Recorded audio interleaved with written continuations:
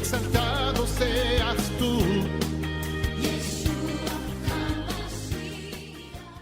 Shalom, bienvenidos una vez más a este su programa Regresando a tus Raíces. Quien te habla, tu amigo y hermano en el Mesías, el Roé Ricardo Mojica.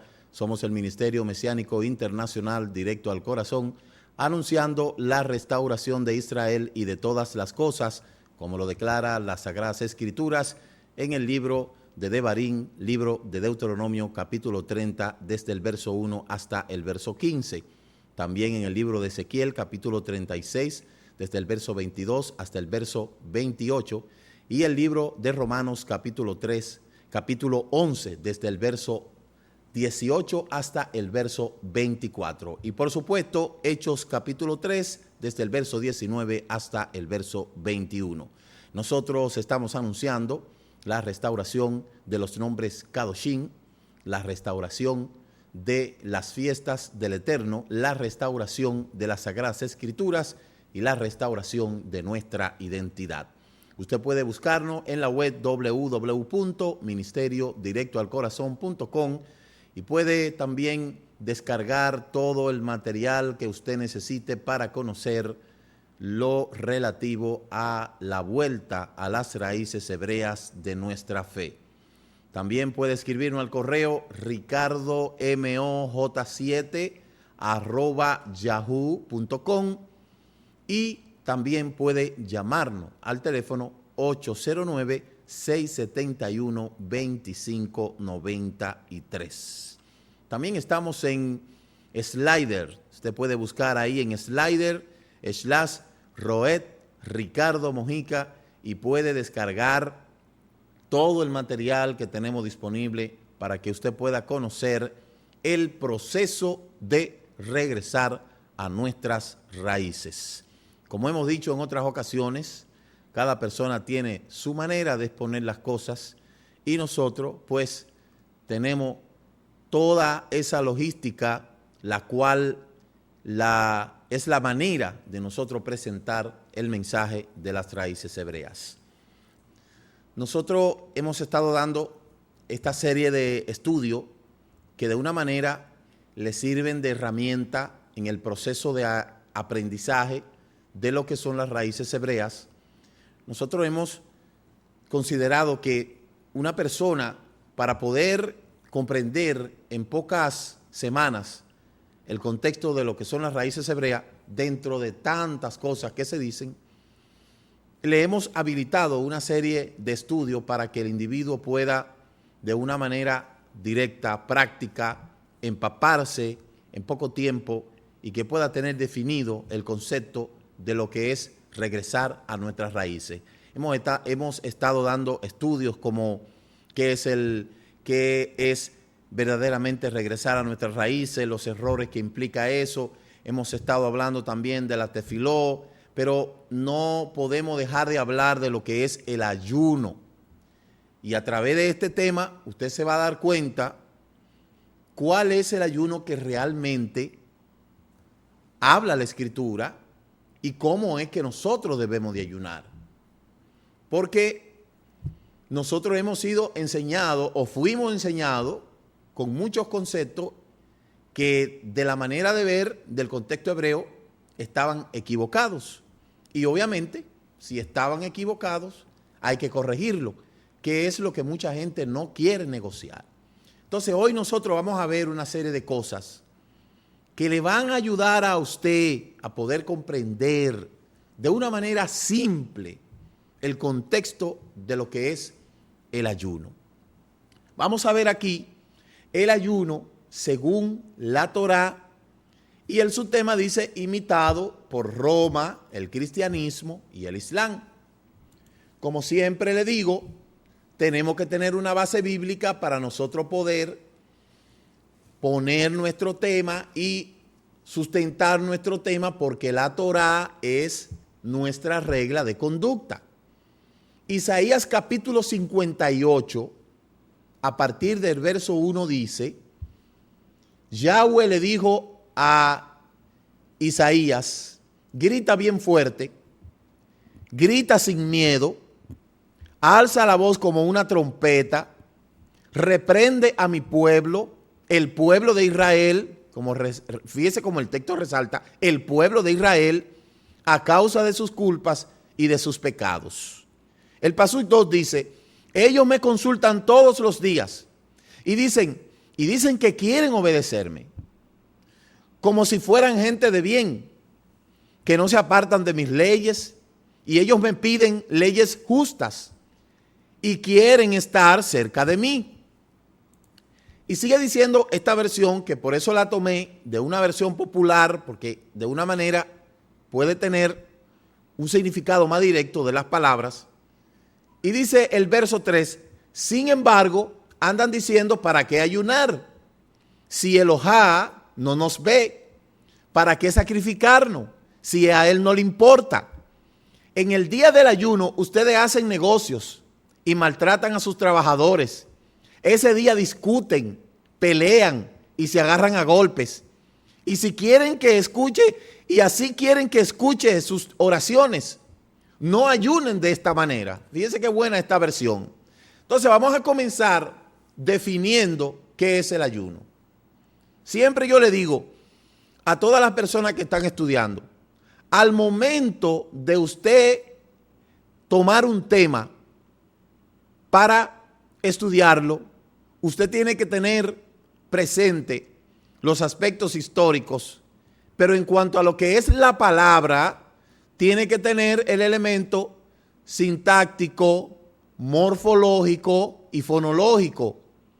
Eso es un asunto gramatical, porque las palabras tienen un origen. Todas las palabras tienen un origen.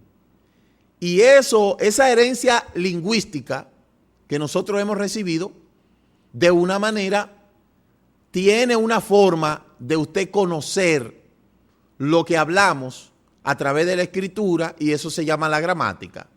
Por eso vamos a definir dos conceptos de lo que es el ayuno. El ayuno a per se. Si usted toma cualquier diccionario, usted va a encontrar la definición que se llama ayuno al acto de abstenerse total o parcialmente de comer o beber, a veces por un periodo de tiempo. Eso es ayuno. Puede realizarse por diversos motivos. Eso es lo que hace la diferencia. Pero los principales son religiosos, como manifestación pacífica. En este caso se suele llamar huelga de hambre, o como una técnica curativa pseudocientífica en la naturopatía, asociado con unas infusiones y plantas medicinales y medicina naturalista. Nosotros podemos ver aquí dos conceptos de ayuno. Ahora, usted está mirando a Ratatouille ahí, y usted dirá, ¿y qué busca él ahí? Pues yo quiero que ustedes sepan que recientemente varias investigaciones con muchas ratas han encontrado multitud de beneficios de los estados de ayuno, o por lo general de cetosis. Estas se han realizado mayormente en condiciones de ayuno intermitente o restringiendo calorías, y van desde lo neurológico y prevención de Alzheimer a metabólicos, cardiovasculares o cerebrovasculares. Pero la palabra que yo quiero que usted se centralice es la cetosis. Entonces vamos a ver qué es la cetosis. Como ya usted ha podido ver, en las ratas se han estado realizando ayunos y se ha descubierto el beneficio del ayuno. O sea, usted puede ayunar simplemente para usted poder desintoxicar su cuerpo, si así usted lo dice, y necesariamente no tiene que estar ligado a nada espiritual. Ahora, ¿qué es la cetosis? La cetosis, según nos define la biología, es el estado del organismo que se produce cuando éste no tiene suficientes hidratos de carbono para obtener energía y comienza a utilizar las grasas del cuerpo. La cetosis se produce cuando el cuerpo usa toda la glucosa y comienza a quemar grasa reservada, convirtiéndola en energía para todas las funciones del cuerpo.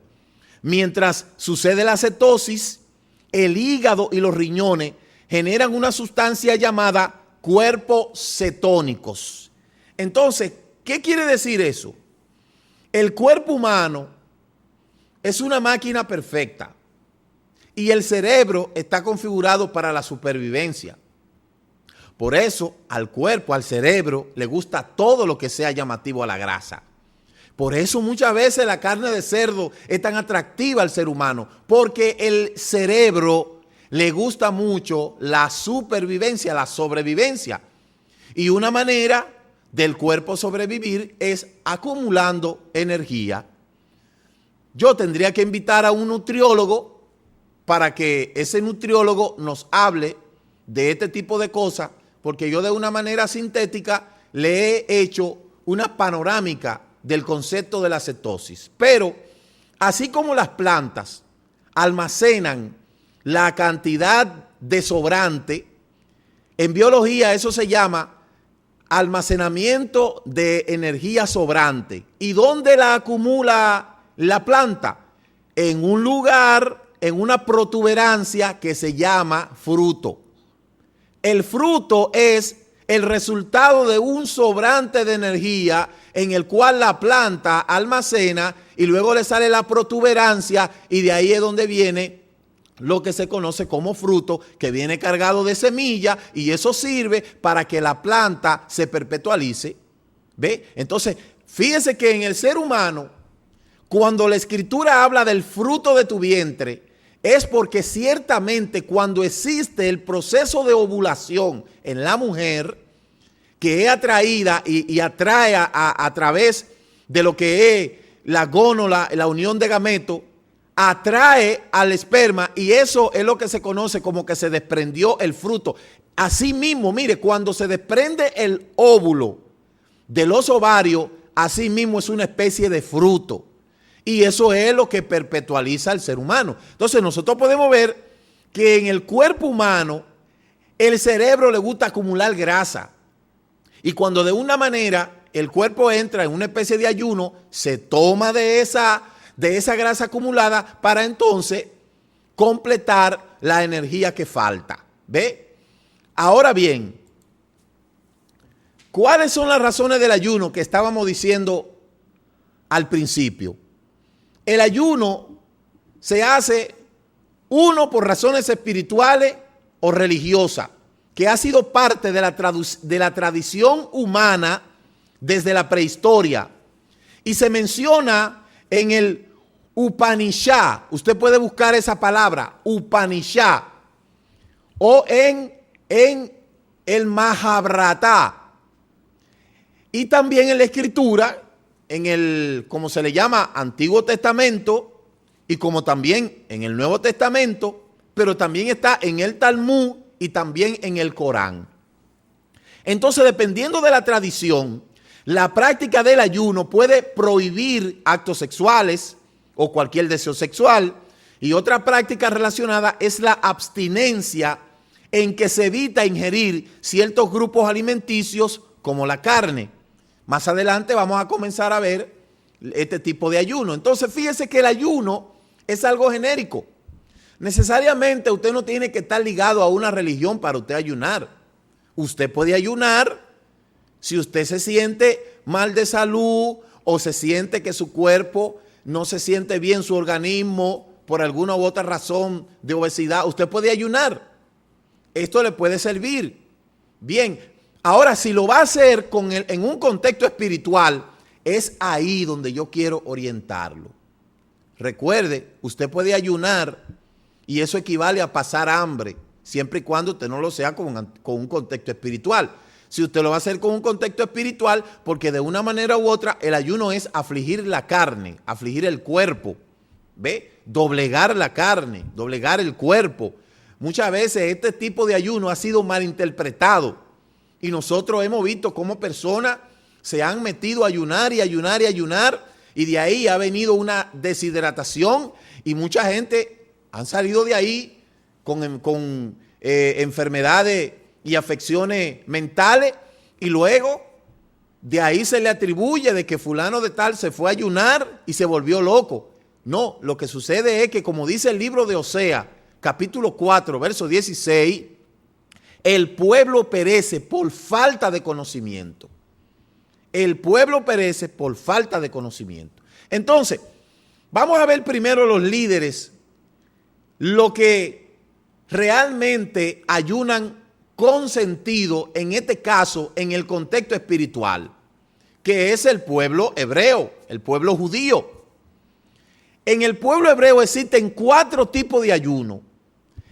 Primero, y estos ayunos han sido fijados a partir de una situación que se desencadenó en un determinado momento durante la trayectoria del pueblo hebreo, y de ahí en adelante se marca ese día de ayuno como una forma de recordar ese momento y de revivir ese momento y afligirse por eso que pasó. El primer ayuno se hace el 10 de Tevet. Son 4 ayunos principales. Primero, el 10 de Tevet. El segundo, el 17 de Tamuz. El tercero, el 9 de Ab. Y el cuarto, el 3 de Tisri. Ahora, si usted tiene que saber qué es Tevet, qué es Tamuz, qué es Ab y qué es Tisri. En esos 4 tipos, en esos 4 días, en esas 4 fechas, es donde se centraliza el ayuno que se dice en hebreo Ta'aní o Zum. Pero vamos a ver que esto no está ligado a que ellos están muy gordos y tienen que rebajar, o que están enfermos y lo mandaron a ayunar. No, ahí se ayuna con un propósito. Entonces, de ahí, de esa variedad o de esa fijación del pueblo hebreo, entonces que han salido otros ayunos de otras religiones que son variantes de lo que es la primera religión monoteísta, que es obviamente la religión o la fe hebrea. Mire, vamos a ver aquí más de frente lo que es el primer ayuno: 17 de Tamuz, 9 de Az, 3 de Tisri, ¿verdad? 10 de Tisri y 10 de Tevet. Vamos a ver qué pasó el 17 de Tamuz. El 17 de Tamuz ocurrieron 5 catástrofes en la historia del pueblo hebreo. Mire, primero, Moshe rompió las tablas en el monte Sinaí en respuesta al pecado del becerro de oro. Eso pasó un 17 de Tamuz. Segundo, las ofrendas diarias del primer templo fueron suspendidas durante el sitio a Jerusalén, después de que los Coanín ya no pudieron obtener más animales. Eso fue en lo que es la primera destrucción del primer templo. Tercero, las paredes de Jerusalén fueron traspasadas previo a la destrucción del segundo templo en el año 70 por Tito. Cuarto, previo a la gran revuelta, el general romano Apóstamos quemó un rollo de la Torá, sentando un precedente para la horripilante quema de los libros de la Torá a través de los siglos. Todo eso pasó un 17 de Tamuz. Y número 5, una imagen idolátrica fue ubicada en el santuario del templo sagrado, un acto descarado de blasfemia y profanación. Esas 5 cosas sucedieron el 17 de Tamuz. Por eso el 17 de Tamuz es un ayuno nacional en el cual todo hebreo aflige su alma. Hay otro que es el 9 de Ab. En hebreo se dice Tish Be'ab, que ocurrieron 5 tragedias también. Durante el tiempo de Moshe, los judíos del desierto aceptaron el informe calumnioso de los 10 espías, proponiéndole la entrada a la tierra, y entonces de ahí en adelante los 10 espías que fueron a llevar las malas noticias fueron exterminados. Esto sucedió alrededor del 1312 antes del Mashiach. Entonces, segundo, los babilonios, liderados por Nabucodonosor, destruyeron el primer templo, y 100,000 judíos fueron masacrados y millones fueron exiliados en el 586. Esa fue la dispersión de las tribus de Judá a las naciones cuando fueron llevadas cautivas a Babilonia, donde también fue llevado Daniel, Azarías y esos 3 jóvenes que después le cambiaron el nombre. Tercero, los romanos liderados por Tito destruyeron el segundo templo. Escúcheme lo que pasó en esa misma fecha. Cuarto, la revuelta de Barcova fue abatida por el emperador romano Adriano de Betal, y la última ciudad judía que quedaba en pie fue conquistada y liquidada a más de 100,000 judíos. 5. En el área del templo y sus lugares aledaños fueron devastados por el general romano Turnus Rufus. Entonces, otras graves desgracias acontecieron también ese 9 de Ab. El quinto mes, que se conoce como Tisha B'Av, está el ayuno de Gedalía. ¿Quién fue Gedalía?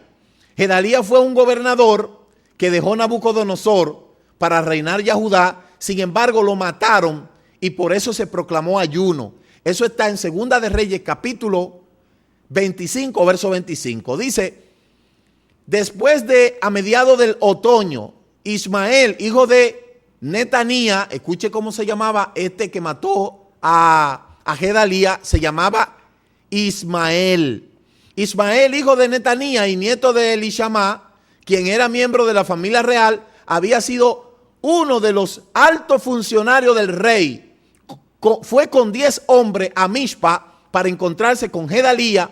Mientras comían juntos, Ismael y sus 10 hombres de pronto desenvainaron sus espadas y mataron a Gedalía, a quien el rey de Babilonia había nombrado como gobernador. E Ismael también mató a todos los judíos y a todos los soldados babilónicos que estaban con Gedalía en Mizpa. Eso pasó igual en ese tiempo.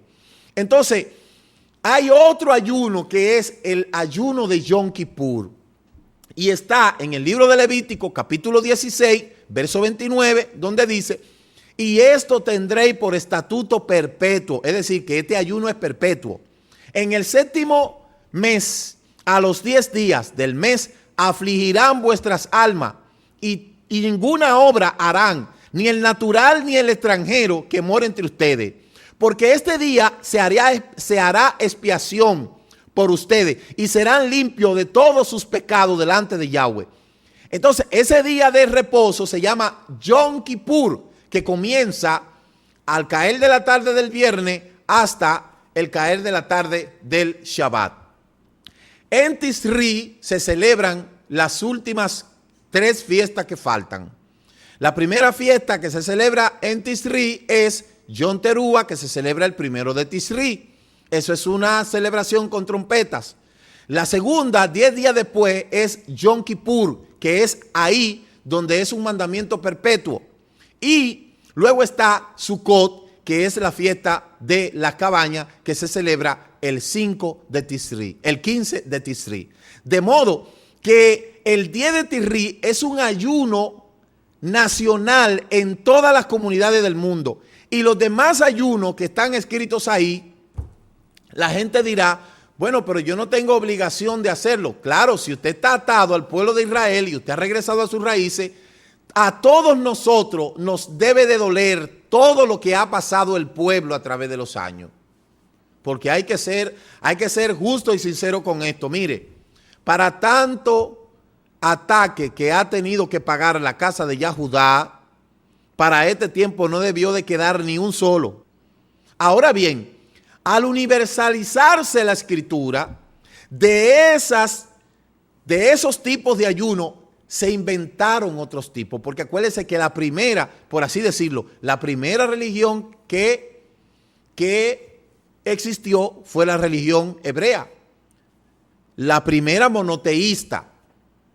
Nadie había adorado un solo Dios, como dice, solamente a partir de que Abraham fue llamado y se concibió la creencia en un solo Elohim, en un solo Dios, el cual tiene su nombre que fue revelado a Moshe. Entonces, de ahí en adelante surgen una serie de costumbres que han sido adoptadas por otras religiones, en el cual no se parece en nada a lo que el pueblo hebreo ha establecido conforme a todas las cosas que ha sufrido. Entonces, el 10 de Tebet marca el comienzo del sitio de Nabucodonosor, como yo le dije, y luego son llevados cautivos a Babilonia, donde duraron 70 años. El 10 de Tebet es considerado un día de ayuno tan severo que es importante ser observado, incluso si cae en el Shabbat. Eso pasó un 10 de Tebet. Ahora bien, hay otro ayuno que es el ayuno de Hadasha, que mal traducido Esther. ¿Por qué ayunó Esther o Hadasha? El pueblo de Israel volvió a verse otra vez en las miras del exterminio y Hadasha tuvo que arriesgar su vida a presentarse delante de un rey sin haberse ella anunciado, y el pueblo fue librado. Ese mes es el mes de Adar, que es el mes de marzo. ¿Ve? Adar representa afilar el alma hebrea y nos ayuda a fortalecernos para los desafíos futuros, porque el pueblo de Israel todo el tiempo ha estado en una constante lucha, porque siempre los enemigos han querido exterminarlo, y por eso es importante establecer esos órdenes de ayuno para que el pueblo se mantenga siempre conectado. Eso no es menos cierto. El pueblo de Israel ha sido el pueblo más perseguido de toda la historia. Sin embargo, la mayoría de las civilizaciones que han tratado de destruirlo hoy no existen. Los babilónicos no existen, los sirios no existen, ¿ve? No existen grandes imperios como ese sacro imperio romano. No existe, a pesar de que ideológicamente Roma sigue gobernando. Y eso es lo que vamos a ver a continuación. Entonces, estos ayunos no se realizan durante el día entero, en algunos casos, sino que comienza cuando el sol comienza a asomarse y termina al caer el sol. Por ejemplo, el 10 de Tebet, el ayuno de Adar, el ayuno de los primogénitos que se hace en abril, el 17 de Tamuz, que es en julio, el 9 de A, que es en agosto, y el ayuno de Gedalía, que es en octubre. Todos estos ayunos, nosotros como pueblo que ha regresado a nuestras raíces, también tenemos que hacerlo, porque nos debe de doler. Nos debe de doler, o cree usted que no le ha de doler lo que pasó en tiempo de Moshe, cuando el pueblo se pervertió y Moshe tuvo que romper las primeras tablas de las 10 palabras. Y no debe de dolerle cuando los 10 malos informes llegaron de la tierra prometida. Entonces, por eso ayunamos y por eso es que hay que ayunar. Mucha gente cree que regresar a nuestras raíces es solamente estar en otro tipo de religión donde ahí nosotros vamos a vivir como nosotros queremos. No, no, no, aquí hay sentido. Aquí las cosas tienen un orden para hacerla. Esto no es como muchos han querido asumir, de que ahora salgo de tal o cual religión, me meto a esto y aquí yo vivo como yo quiera. No, así no es la cosa. Aquí hay un orden. Y por eso es que hemos estado hablando en todos estos estudios de dos cosas que han hecho que Israel se mantenga en pie hasta el día de hoy. ¿Cuál? El orden y la formación. ¿Ve? Entonces, quiero que ustedes sepan que también un 9 de Ab fueron llevadas cautivas en el 1492 las tribus. No ven para acá, las tribus fueron dispersadas, pero también un 9 de Ab, Cristóbal Colón zarpó, pero también un 9 de Ab, óigame bien, comenzó la orden para el holocausto, y todas las desgracias ha pasado al pueblo de Israel en estas fechas. Esto no es coincidencia, esto es que el Eterno le ha mostrado claramente que hay que recordar esas cosas y recordar los errores que se han cometido para no volverlo a cometer. Y afligir nuestras almas.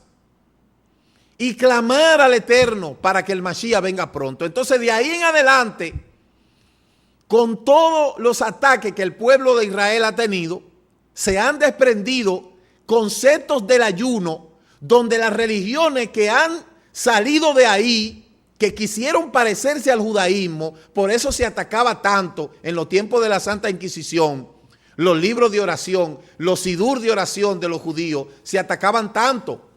Y en el caso de Martín Lutero decía en su libro El judío y su mentira, tienen que quemársele los libros de oración, tienen que prohibirle de que enseñen en su sinagoga, tienen que expulsarlo de toda Alemania. Todo eso lo planteó Martín Lutero. Luego, cuando Adolfo Hitler toma el poder en la noche de los cristales en la noche de los cristales rotos, lo que él dijo fue que haciendo eso estaba en afinidad con el Creador, porque su más ilustre predecesor en el aspecto ideológico, de ahí lo aprendió. ¿Y quién fue? Martín Lutero. Esa religión que quiso parecerse al judaísmo, que es un abortivo, entonces creó su propia línea de sacrificio. Y aquí nosotros podemos ver realmente lo que esto es, sin ofender a nadie. Esto es algo que la historia me lo confirma. Si no, busque qué fueron la Santa Inquisición, las cruzadas, los prórrogos, los marranos. Busque todas esas cosas para que usted vea que lo que nosotros estamos hablando en este lugar no es algo que está escondido. Eso usted lo puede buscar en cualquier biblioteca, en cualquier libro de historia, y usted puede dar al traste de estas informaciones que nosotros estamos llevando. Es lógico que del judaísmo salió una religión que quiso parecerse al judaísmo, pero fue un abortivo. Por eso salieron del judaísmo tanto el catolicismo como el islamismo, y del catolicismo sale el cristianismo. Por eso el catolicismo y el islamismo son un abortivo del judaísmo. El catolicismo engendró al cristianismo, y el cristianismo nace del cristianismo, entonces nace el protestantismo, y este engendró al pentecostalismo, y de ahí mire toda la rama de lo que se llaman ser iglesia, ¿de dónde viene? Mire, de ahí, de la iglesia católica, sale los calvinistas, los presbiterianos, los evangélicos, los fundamentalistas, los luteranos, los anglicanos, los bautistas, metodistas, mormones, adventistas, testigos de Jehová, pentecostales, luz del mundo, fundamentalistas, todos salen de ahí. Pero eso no es algo que yo me lo estoy inventando, eso es que usted puede corroborarlo en la historia. Porque vuelvo y le repito, nuestro mensaje no es atacar a ninguna religión. Mi problema no es con la religión ni con nombre de iglesia, mi problema es con la mentira de lo que se ha estado enseñando, que no es así. Y por eso nosotros estamos reescribiendo la historia. Eso usted lo puede escribir, eso usted lo puede buscar y lo puede corroborar. Entonces, por ejemplo, en el caso del catolicismo, tiene también sus tiempos litúrgicos. Ahí está el supuesto Adviento, la Navidad, la Cuaresma, Semana Santa, tiempo pascual, tiempo ordinario. ¿Y cuál es el motivo y cuál es el ciclo que se anuncia en ese sentido? En la Cuaresma son los 40 días. Y mire estas tres cosas que hay aquí, mire: perdón, conversión y reconciliación. ¿Y qué es lo que se parece a eso? Supuestamente ayuno, oración, ayuno y limosna. Y usted no se acuerda en el tema de lo que es las herramientas espirituales, cuáles son las herramientas que nos presenta la Torá. El ayuno, primero lo que es la teshuvá, regreso, retorno, la tefilá y la sedaká. Entonces, como no quieren nada del judaísmo, vamos a copiar estas cosas para por lo menos tomarla como guía y parecernos un poco. Pero no es lo mismo ni es igual. ¿Ve? Entonces, ¿qué es la Cuaresma? Un tiempo litúrgico de preparación del ministerio pascual durante los primeros años de la iglesia, que variaba en duración, que no fue hasta alrededor del siglo VI cuando se fijó la duración de 40 días. Comienza un 5 de marzo y termina un 17 de abril. ¿Y qué ahí comienza? El Jueves Santo. Entonces, eso se desprendió ¿de dónde? Eso se desprendió, se quiso tomar una copia. ¿De dónde?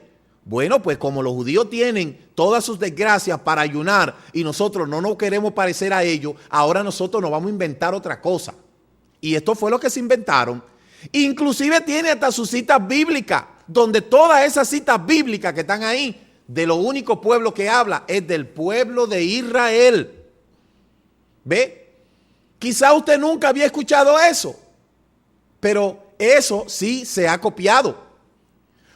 La cuaresma, mira el color litúrgico. Tiempo es que el morado significa luto. Por eso quizá a la gente le gusta tanto el morado. Un tiempo de reflexión y penitencia, de conversión espiritual, tiempo de preparación para el ministerio pascual. Eso es una copia que se quiso tomar del judaísmo, pero no es lo mismo ni es igual. ¿Ve? El calendario litúrgico del otro lado que dicen, nosotros no somos católicos, no nos parecemos a ellos. Entonces aquí tienen del otro lado la batalla de la B, porque la A va a ser el 21 y la B es en enero. En enero el culto de la primicia, el ayuno de Daniel y el ayuno de Esther. Ahora, el ayuno de Daniel fue con un propósito que ayunó. Pero a este ayuno yo le llamaría el ayuno dietético, porque después que han comido tanto en la Nochebuena, entonces se han inventado un ayuno de primicia. En primicia en hebreo se dice bikurín y es la tercera fiesta de lo que es la fiesta del otoño, donde no aplica en esa fecha, en esta fecha de ahora. El ayuno de Daniel, que tampoco tiene que ver con esto, porque ya el templo fue restaurado y fue destruido otra vez. Y el ayuno de Esther mucho menos, porque si no son judíos, ni quieren estar coayuntados, ni tener en nada que ver, entonces ¿cuál es el sentido? Estas tres cosas no tienen sentido en este tiempo. Estas tres cosas. Y las anteriores mucho menos. ¿Ve? Entonces, esto es lo que se comparte con todo el mundo. La Navidad, Nochebuena, 25 de diciembre, la Epifanía, todo eso se comparte. Ahora, ¿tiene eso un asidero escritural? No, no tiene un asidero escritural. Eso no tiene un asidero, una contextura escritural. Si usted busca el origen, si usted busca el desarrollo, si usted busca con relación a la escritura, no lo va a encontrar.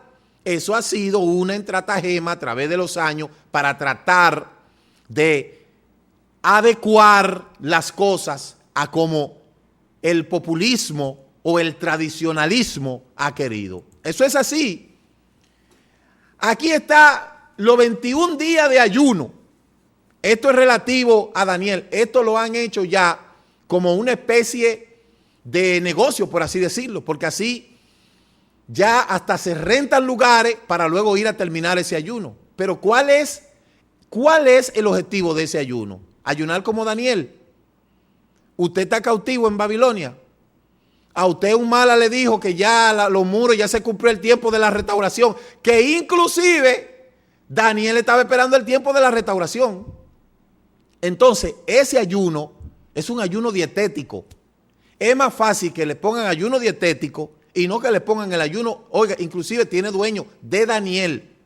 Y Daniel era hebreo, cautivo en Babilonia. Entonces, a veces yo no entiendo cómo es. No, nosotros no queremos saber nada de eso, pero hay una vida relacionada con todo eso. ¿Cuál es el modelo que han tomado? ¿Cuál es, de dónde lo han tomado? ¿A quién hemos imitado? ¿De dónde hemos aprendido? Por eso yo le pregunto a la gente, ¿quién enseñó todas estas cosas? ¿De dónde surgieron? ¿Qué es lo que se ha tenido como modelo? Porque al universalizarse la escritura, queremos pretender que todo eso fue dado a todos los pueblos y no es así. Daniel era hebreo. Hadasha o Esther era hebreo. Y toda esa desgracia que han pasado, el 9 de Al, el 17 de Tamuz, el 3 de Tisri y el 10 de Tisri, todo eso va relacionado al pueblo hebreo. No hay otra conexión, sino si usted no se conecta al Wi-Fi de la restauración, usted no va a estar haciendo uno con el Eterno. Entonces, indiscutiblemente la gente tiene que ser educado y la gente tiene que comenzar a hacer las cosas con sentido. Y cuando usted le encuentre sentido a las cosas, usted le va a ver más resultado. ¿Por qué? Porque de otra manera no podríamos nosotros exponerlo. Entonces, las nominaciones pentecostales tienen igual forma su forma de ayuno. Ellos no se quieren parecer a tal fulano, ni a fulano, ni a fulano, pero tienen sus otros tipos de adoración. Lamentablemente, es así. ¿Cuáles son estas cosas que se comparten por todo? Los cumpleaños, el día del pastor, el día de la madre y todos los días. ¿Ve? Ahora, ¿está esto en la escritura? ¿Se puede decir que esto tiene un contexto escritural? No. Y por eso esas cosas usted tiene que buscar el origen y comenzar a educarse si es verdad que usted quiere, como le digo yo, entrar en el Olam Abba, en el mundo venidero. Porque se está tratando de su salvación. No se está tratando de otra cosa, sino de su salvación. Y toda esa cosa tiene que buscar el origen. En ese sentido, también tienen el mes de la Biblia. Y a veces yo le pregunto, ¿cuál versión de todas? Porque si es el mes de la Biblia, dígame cuál versión. Porque hay más de 50 o 60, 70, 80. Yo creo que hay más de 100 versiones de la Escritura. ¿Ve? Pero otra cosa, el 31 de octubre, día de la Reforma Protestante y también día de Halloween. ¿Ve? Todas estas cosas se celebran tratando de tomar como punto de partida un contexto escritural, pero no existe. Eso no existe. Ahora, ¿estoy yo equivocado? Usted puede creer que yo estoy equivocado. Lo que sí yo le pediría que por favor usted me diga en qué parte yo estoy equivocado. ¿Ve? ¿Por qué? Porque sencillamente en todo esto hay un aspecto histórico, un aspecto escritural y un aspecto lógico. Óigame, a veces no hay que usar ni siquiera la historia, ni la hermenéutica para usted interpretar un texto. Solamente a veces lo que hay que usar es el sentido común. Eso que está alojado en su cerebro, que lo hace pensar, meditar, reaccionar y poder como analizar las cosas que puede ver y que puede escuchar para luego buscarle un sentido a todo lo que se hace. Entonces, por otro lado está el islamismo, porque no es tan solamente catolicismo, cristianismo, pentecostalismo, está también el islamismo. Todo viene desprendido de ahí. ¿Y qué es el Islam? El Islam es una religión supuestamente monoteísta que dice que no hay más Dios que Alá y que Mahoma es el mensajero de Dios. Los seguidores del Islam se denominan musulmanes y atestiguan que Mahoma es el último de los profetas enviados por Dios y sello de la profecía. Sin embargo, el texto o el nombre, el contexto etimológico de profeta viene de Navid. En hebreo, Navid. Una persona que es enviado a anunciar el futuro. En otros idiomas se le dice, para no ser un profeta, entonces lo contrario es un adivino. Pero este término profeta es un término hebreo. La única palabra que usted va a encontrar para traducir profeta es Navid. Como el Navid Eliyahu, Navid Elisha, otros Navid profeta. Y esos profetas eran de Yahweh, el Elohim de Israel. Ahora, ¿el faraón tenía profeta? No, tenía adivinos. ¿Los reyes paganos tenían profetas? No, claro, tenían falsos profetas, pero eran adivinos. Y eso nosotros lo podemos ver, de modo que hay términos que son acuñados de la lengua hebraica que no se pueden acuñar a otro lugar. Por ejemplo, el término rabino. ¿Usted ha visto alguna vez algún rabino católico? ¿O algún rabino evangélico? No, no lo hay. ¿O algún rabino musulmán? No, porque eso es un término hebraico que solamente es autóctono de la lengua hebraica, al igual que Navid. Entonces, ¿quién fue Mahoma? Mahoma es considerado el sello de los profetas por ser el último de una larga cadena de mensajeros enviado por Dios, recuerde, o Alá, para actualizar su mensaje que según el Islam sería esencia de él mismo que habían transmitido sus predecesores. Óigame, entre lo que se destaca y se contacta Isa, Jesús y Musa, Moisés. Mire ahí de dónde viene. Este nombre, Jesús, usted sabe de dónde proviene. Es un nombre latino. Latino, Jesús. Palabra 5884 y 1187 del Diccionario Bíblico Strong. Y Moshe, usted sabe que Moshe era hebreo. ¿Cuál es la Biblia? El Corán, dictado por Alá a través del arcángel Gabriel. Durante la vida del profeta Mahoma, las revelaciones eran transmitidas oralmente y escritas en hojas de palmera, trozos y cuero. Y a la muerte del profeta, óigame, en el 632, acuérdense que la cautividad de Israel fue en el 645 al 686. Sus seguidores comenzaron a reunir estas revelaciones durante el califato de Imam bin Affan, tomado de forma de hoy conocemos como los 114 capítulos, cada uno dividido en versículos. ¿Quién fue primero, el Islam o la Torá? ¿Quién fue primero, Moshe o Mahoma?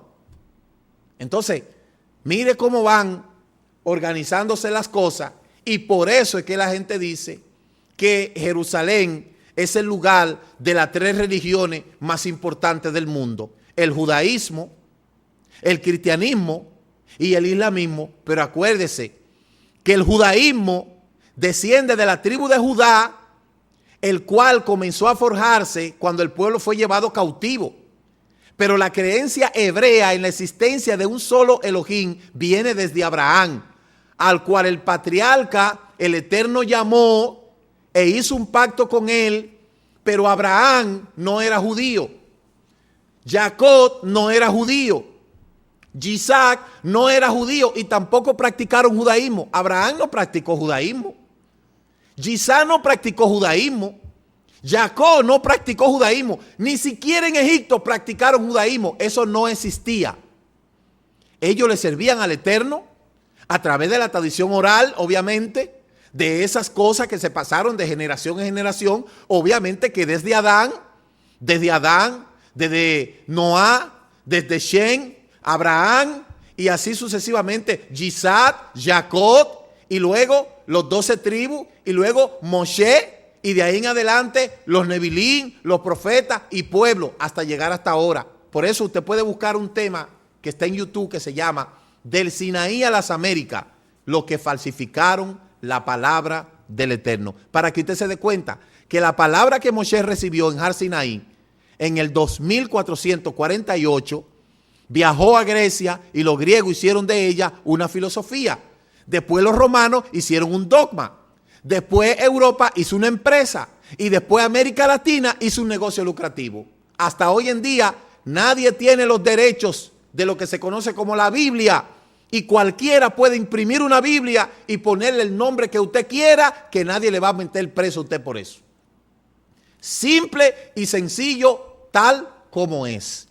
Y en esas Biblias que dicen que tienen 74 libros, que le dicen que son Biblias católicas, no son católicas. Todas esas historias le pertenecen al pueblo de Israel, al pueblo hebreo. Todas esas cosas, los macabeos. ¿Quiénes eran los macabeos? Primera y segunda. Por eso se celebra Hanukkah, la luminaria. Los macabí.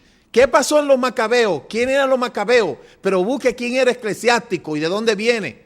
Hay otro tema que se llama en YouTube, Conociendo los libros deuterocanónicos. Deuterocanónico significa segundo canon.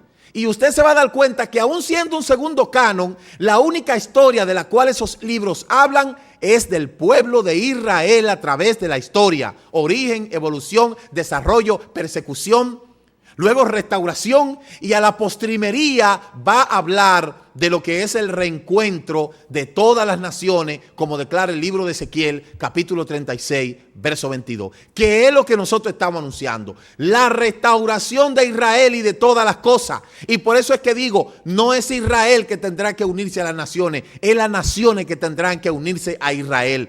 Quiera usted aceptarlo o no, es así, porque todo comenzó con Abraham, un hombre llamado de Ur de los Caldeos que pasó el Jordán y luego le pusieron el hebreo. La promesa se la pasó a Isaac, luego Isaac a Jacob. Jacob tuvo 12 tribus, 12 hijos. Y según el libro de Bereshit 49, la promesa de las 10 tribus del norte fue dada a Efraín. Y luego por la postrimería de la cautividad, donde Israel ha sido esparcido entre toda la humanidad, y por eso es que yo le digo que a mucha gente se le dificulta entender de que Israel es la columna vertebral de la raza humana. Si usted recogiera de todas esas escrituras y le quitara el nombre de Israel, con eso bastaría. Y en estos días, mientras yo estaba estudiando y haciendo mis análisis y mis investigaciones, a veces me sentía mal y lloraba. Y lloraba porque yo decía, wow, pero qué tanto ha sufrido el pueblo de Israel. Y yo me sentía como con una gran culpa de no haber conocido estas cosas antes. Por eso, el libro de Hechos, capítulo 17, verso 30, dice, porque en otro tiempo fue tolerada la ignorancia, pero ahora manda a los hombres a que hagan teshuvá, a que se devuelvan. Ya usted tiene todos los conocimientos necesarios para usted conocer la verdad, si es que usted la quiere conocer. Por eso, hay diferencia entre islamismo e islam. Vamos a verlo, mire. El islam lo que significa es sumisión en árabe. Y constituye la religión monoteísta universal más joven del mundo. Bien, el islamismo, también conocido como fundamentalismo integrismo, es la politización, a veces distorsionada y fanática del Islam, y además es el terrorismo islámico. Quiero decirle algo a usted, mire, no es lo mismo una persona que practica el Islam bajo sumisión que un Islam que el islamismo fundamentalista. Ahí es donde está la diferencia. No todos los musulmanes ponen bomba. No todos los musulmanes se explotan. Esos solamente son el islamismo fundamentalista que tiene la politización distorsionada y fanática que quieren llevar a la humanidad al islamismo a la fuerza. Por eso usted tiene que juzgarnos. Señores, en estos días me dijo una persona que a nosotros nos decían que nosotros éramos musulmanes. Óigame, hay que tener un conocimiento bien cerrado para usted conocer la diferencia entre una cosa y otra. Ya la tecnología está tan a flote que usted en un teléfono de esto, usted se da cuenta fácilmente de las cosas. Hay gente que son ignorantes porque quieren, porque no se quieren esforzar ni siquiera a buscar por la internet lo que significa, porque hasta el internet ha sido denigrado. Entonces entienda, el islamismo es una ideología. Por eso no existe el país llamado Islam. Usted ve, no existe el país llamado Islam. Y existe una nación islámica porque la ideología del islamismo ha sido asumida. Como tampoco existe la nación cristiana. No existe eso. ¿Ve? Por eso cuando mucha gente dice, yo soy católico, apostólico y romano. Eso es una ideología. Porque eso no es una identidad. Eso no es una identidad. Eso no es lo que nos dice la Escritura. ¿Ve? Entonces, para que usted tenga la diferencia entre una cosa y otra, ¿qué es la Meca? Mire qué es la Meca. La Meca es una ciudad en Arabia Saudita, antiguamente llamada Macoraba, que está situada al oeste de la península arábiga, en la región llamada Hiyaz, ciudad natal de Mahoma. Es la más importante de todas las ciudades santas del Islam, visitada cada año por numerosas peregrinaciones. Antes de que Mahoma predicara el Islam, esta era ya para los paganos una ciudad santa con varios lugares de importancia religiosa, entre ellos la más importante, la Kaabá. Óigame, no Kabbalah, para que no vaya a confundir el término, ni Kabaná. Kabbalah es una cosa, Kabaná es otra cosa, y Kaabá es lo que respeta esa ciudad pagana. Por eso es que todo el Islam, ve, cuando reza dirigiéndose hacia esa ciudad. ¿Y por qué? Porque el judío también, el israelita, ora hacia Jerusalén. Por eso fíjese que el catolicismo, todos los líderes viven en las montañas, en los montes, porque saben que Jerusalén tiene dueño. El Islam ora hacia la Meca, porque ahí fue que nació su líder, y saben que los judíos oran a lo que es Jerusalén, donde estuvieron construyendo los templos. El cristiano no ora para ningún lado. Entonces, eso es para que usted vea de dónde que viene y de dónde y a dónde y por qué que tenemos que regresar a nuestras raíces. ¿Ve? El judío ora, el israelita, el hebreo ora hacia el este donde está Jerusalén. El católico ora a los montes, a los lugares altos. Por eso todas las edificaciones son altas, porque saben que no pueden orar hacia Jerusalén porque Jerusalén tiene dueño. Los mahometanos oran, tienen una brújula y oran hacia donde está Kaabá. Y luego los cristianos no oran a ningún lado, oran al cielo, allá arriba, levantan sus ojos. ¿Ve? Entonces, se da cuenta cómo es el asunto. Entonces, la Kaabá es el lugar religioso más importante del Islam, y esta es la casa de donde lo divino toca lo terrenal. Y ella se orienta hacia los musulmanes de todo el mundo, por eso todos rezan hacia ahí, hacia la Meca. Ahí está la fiesta también. El viaje al cielo de Mahoma es una fiesta, el nacimiento del profeta, el ayuno del profeta, el nuevo año musulmán, la noche del poder, la fiesta del sacrificio y la noche del perdón. Óigame, la noche del perdón. Es decir, un Yom Kippur, pero en este caso sin sentido. ¿Se da cuenta? Entonces, también tienen comidas prohibidas, como el cerdo, los animales incorrectamente matados o ya muertos antes de matar son examinados, los animales matados en nombre de alguien, además también de Alá. Productos tóxicos, la mayoría de los animales carnívoros, aves de rapiña, animales, es decir, ellos tienen una dieta que es apta, pero no kosher, porque ellos sacrifican animales en nombre de su Dios. También no beben sangre y algunos productos contaminados con cualquiera de los susdichos productos. ¿De dónde se toma eso? Levítico capítulo 11. ¿De dónde más? Levítico capítulo 11. Usted busca Levítico capítulo 11 y usted va a ver esas cosas. Para ir terminando, ¿cuáles son los 5 pilares? El testimonio de fe, la oración, la ayuda para los necesitados, ayunar en el mes de Ramadán, mírelo aquí, y peregrinar a la Meca. Lo mismo que el 9 de Ab, el 10 de Tisri, el 3 de Tisri, y luego la Teshuvá, la Tefilá y la Sedaká. Y luego en el catolicismo, la plegaria, el ayuno y la penitencia. Y luego en el cristianismo, los 21 días de Daniel, el ayuno de Esther, la fiesta de la primicia. Y luego en otro lado, no sé ni qué, porque ya no saben ya qué es lo que se van a inventar. ¿Qué es Ramadán? El 9º mes del calendario musulmán, conocido internacionalmente como el mes en el que los musulmanes realizan un ayuno diario desde la salida del sol hasta que se pone el sol. ¿De dónde fue tomado eso? Ya usted sabe. El ayuno debe de ser desde el musulmán adulto, sano, juicio, saludable, residente, bien sea hombre o mujer. Casos especiales de Ramadán: los niños no hacen Ramadán, pero los padres le conciencian de que es su responsabilidad cuando sean grandes. ¿Ve? Deberes de Ramadán: Ashur, míralo aquí, ser generoso, el siud durante el ayuno, incrementar las prácticas, orar y suplicar. Lo mismo que quieren hacer imitando a lo que es por la destrucción del 9 de A, de los muros, de la dispersión, de la destrucción de la tabla. Y todo eso es una copia mal hecha de lo que por verdaderamente deberíamos de ayunar.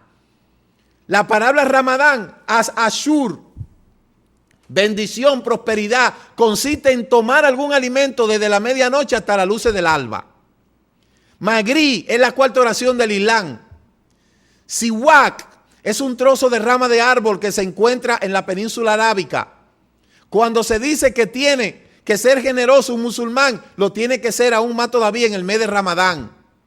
Yom Kippur, el 9 de Ab, se hace Teshuvah, se hace Tevilá y luego también se da Sedaká. Entonces, como eso es de los judíos, vamos a inventarnos otra cosa. Sí me doy cuenta, la vestimenta, ya usted lo sabe que ese es el gador, el ayabá, que sirve para taparse la cabeza y ya eso se ha convertido en algo cultural. Regla de vestimenta masculina, no puede vestir ni oro, ni con un tipo de animal muerto, no está permitido llevar ropa muy pegada y ya usted sabe, ese es otro tema que tendría yo que darle. Entonces, ¿cuál fue el ayuno que yo tomé? Según la escritura hebrea, para el pueblo hebreo, en el determinado momento que lo quieras hacer. Isaías 58:6. No es en realidad el ayuno que yo escogí, no es así. El ayuno que a Yahweh le agrada, dice el texto, que a mí me agrada, es que liberen a los presos. Es que los que están encaminados injustamente lo liberen. Miren lo que dice la versión que tengo aquí, que es una versión popular. Que liberen a los esclavos, que dejen en libertad a los maltratados y que acaben con toda injusticia. Es que compartan el pan con los que tienen hambre, que den refugio a los pobres, que vistan a los que no tienen ropa y que ayuden a los demás. Ese es el verdadero ayuno que el Eterno está exigiendo. Sedaká, Teshuvah y Tefilá. ¿Ve? Los que ayunan así brillarán como la luz de la aurora. Sus heridas sanarán muy pronto. Delante de ellos irá la justicia y detrás de ellos la protección de Yahweh. Si me llaman, yo les responderé. Si gritan pidiendo ayuda, yo les diré, aquí estoy. Si dejan de maltratar a los demás y no lo insultan ni los maldicen, si ofrecen su pan al hambriento, si ayunan a los que sufren, brillarán como la luz en la oscuridad, como a la luz del mediodía. Sin importar sea cual sea la religión que usted pertenezca. Déjeme decirle que si usted ayuna y usted no hace nada de esto que está aquí, usted lo que está es pasando hambre o está haciendo un ayuno dietético. Usted sabe la cantidad de gente pasando hambre. Pasando hambre. Se meten 3, 4, 5 días de ayuno, 6. Yo conocí una persona que me dijo que estaba ayunando porque ella tenía problemas con su marido y ella quería que Dios hiciera algo con él. ¿Qué era lo que quería? Entonces, ese es el ayuno. Pasar hambre. Hay gente que después de un ayuno van a contender, a pelear, pero sabe que tienen empresas que están engañando al empleado y están en un ayuno muy ellos. Pero saben que están practicando injusticia y están ayunando. Mire, de nada nos vale ayunar si no se hacen estas 3 cosas. Justicia, óigame bien, justicia, en hebreo se dice sadik. Por eso, esa letra que usted ve ahí en hebreo, mire, esa letra que parece una estrella, que parece una corona, se llama sadik esa letra. Esa letra representa la justicia que nosotros debemos de hacer. Por eso la palabra tzum para ayuno tiene 3 letras. Y la primera es sadid, que significa justicia.